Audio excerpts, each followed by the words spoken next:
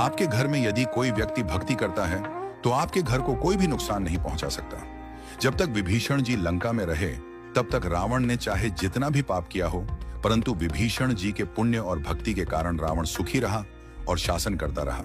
परंतु जब विभीषण जी जैसे भागवत वत्सल भक्त को रावण ने लात मारकर लंका से निकल जाने के लिए कहा, तब से रावण का विनाश आरंभ हो गया। अंत में रावण की सोने की लंका का दहन हो गया और रावण के पीछे रोने वाला भी कोई नहीं बचा। ठीक इसी प्रकार हस्तिनापुर में जब तक विदुर जी जैसे भक्त रहते थे तब तक कौरवों को सुख ही सुख मिला।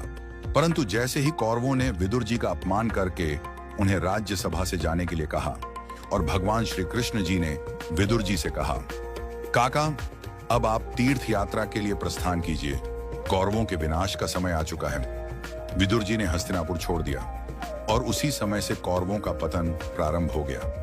अंत में न केवल उनका राजपाट छिन गया बल्कि कौरवों का वंश भी समाप्त हो गया।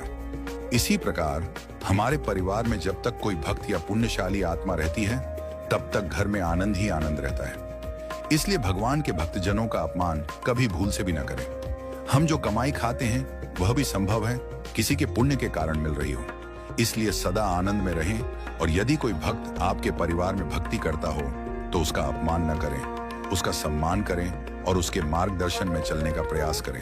अपनी धन दौलत पद प्रतिष्ठा और शक्ति पर कभी अहंकार न करें, क्योंकि उसी व्यक्ति की बदौलत आपका संसार रूपी रथ चल रहा है। वही व्यक्ति आपका असली धन है, असली पूंजी है, जो आपको भक्ति के मार्ग पर ले जाएगा। यदि वह व्यक्ति एक बार आपके जीवन से चला गया तो समझ लीजिए कि आपका सबसे बड़ा आध्यात्मिक धन चला गया और यह मान लीजिए कि भगवान आपसे दूर चले गए। यही आपकी सबसे बड़ी क्षति होगी। सत्य सनातन संस्कृति की जय। जय श्री राधे श्याम।